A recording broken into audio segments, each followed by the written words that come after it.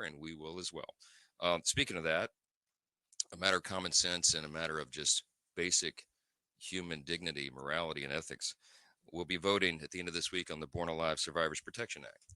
Here's the question. Don't let anybody distract you from what the question is. If a child is born alive during an attempted abortion and is crying and struggling to breathe on the operating table, should the doctor try to keep that child alive? Or should the doctor deny that crying newborn child medical care and let the child die?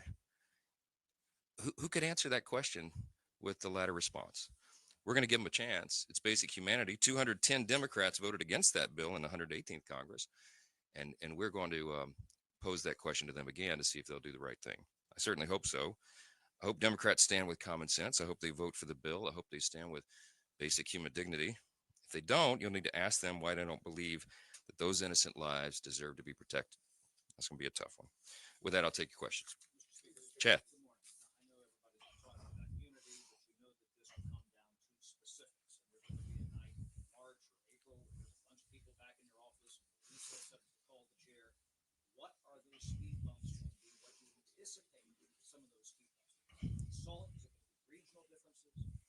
Look, there's a lot of issues with reconciliation and government funding that we're working through. These are healthy family discussions, not just inside the House Republican Conference, but between the House and Senate Republicans.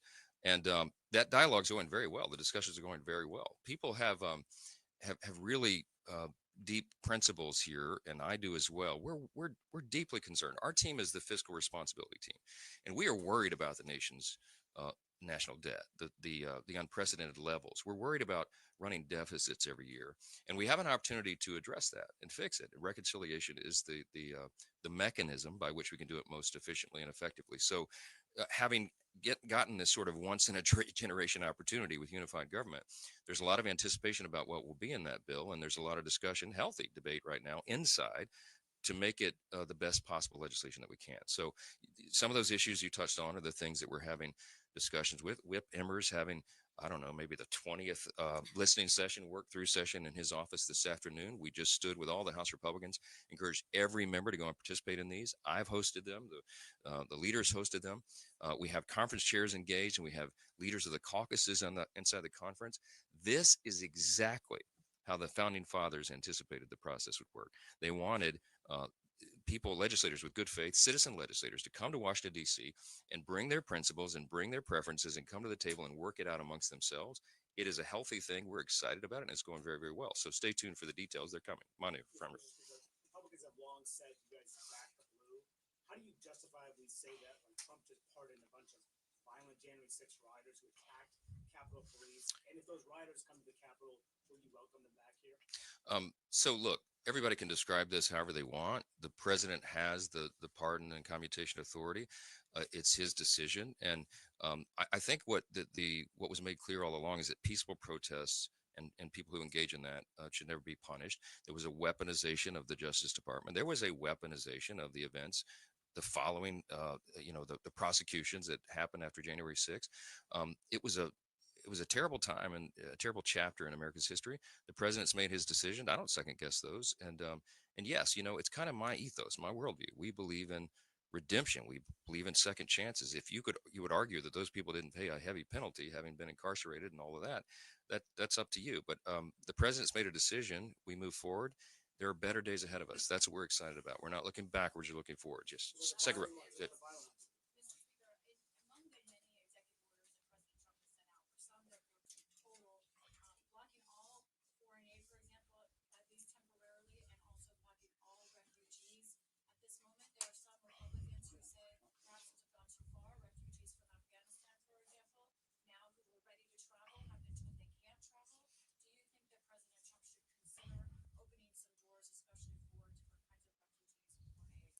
Well, what the president is trying to do right now is a reset, and I don't second guess his decisions on that. He's using his executive authority because desperate times call for desperate measures. Now, our role as Article 1 branch of the government is to look through legislatively which of these things will we codify, what do we need to address. Obviously, the wide open border has created an indescribable human catastrophe for us that we will be dealing with for decades. The president is very serious about addressing that. And guess what? So are the American people. Look at the New York Times poll from just 2 or 3 days ago. 87% of Americans say that we should deport illegal aliens who are criminals and dangerous to American citizens.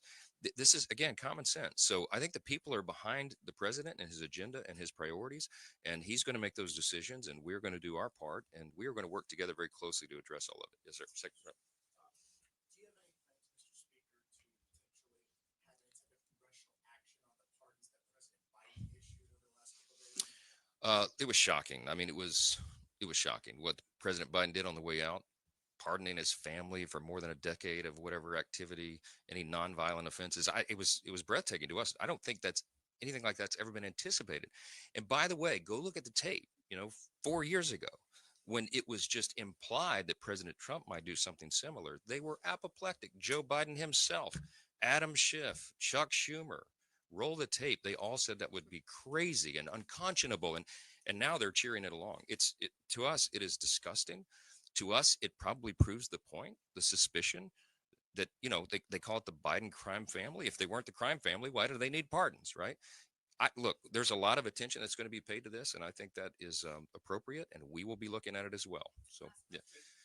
Back row, or third back row. Yes, sir. Back in the corner. Yes, sir. Yeah.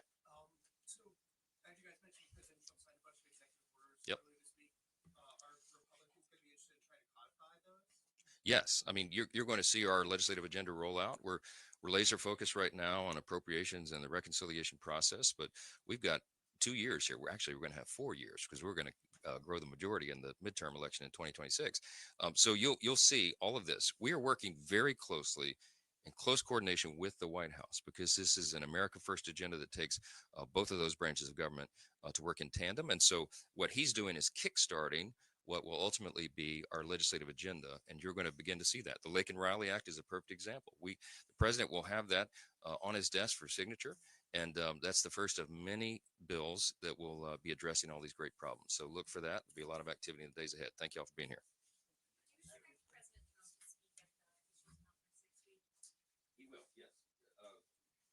The end of next week will be in down in Florida at Doral at his club, and he's going to come and address the caucus there. We look forward to that.